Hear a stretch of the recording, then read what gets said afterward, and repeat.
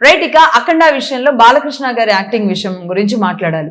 సరే, ఫ్యాన్స్ అందరికి బాలయ్య, కానీ అఖండాలో మాత్రం శివయ్య, బాలయ్య కాదు శివయ్య కనబడ్డాడు బాలకృష్ణ గారిలో.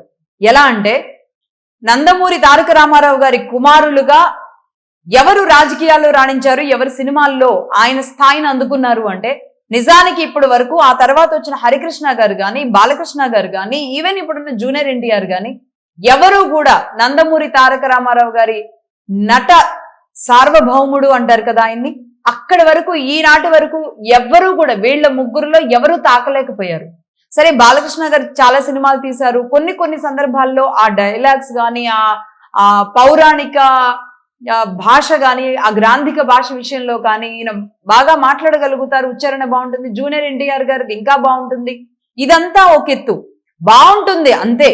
కానీ అద్భుతం అనేలాగా అయితే బాలకృష్ణ గారి ఇప్పటి వరకు తీసిన సినిమాలన్నీ ఒక ఎత్తు అయితే, అఖండ 2 మరో ఎత్తు.